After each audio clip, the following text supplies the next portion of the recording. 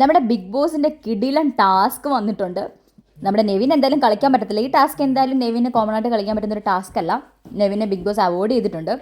നമ്മുടെ ലുട്ടാപ്പിയുടെ കുന്തം പോലെ അല്ലെങ്കിൽ വാല് പോലെ വളഞ്ഞിരിക്കുന്ന ഒരു സംഭവം എല്ലാവരുടെയും തലയിൽ കൂടെ വെച്ചിട്ടുണ്ട്. അതിനകത്തൊരു മണിയും കൂടെ കെട്ടി തൂക്കിയിട്ടുണ്ട്.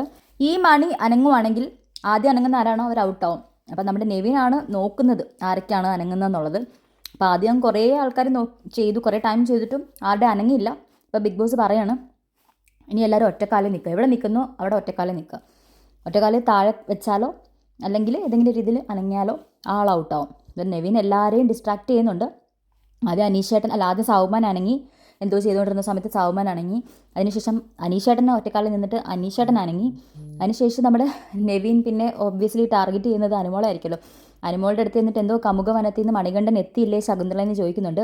എത്തിയിട്ടില്ല നാഥ എന്ന് പറഞ്ഞിട്ട് അനുമോളും എന്തോ ഒരു കോപ്രായം കാണിക്കുന്നുണ്ട്.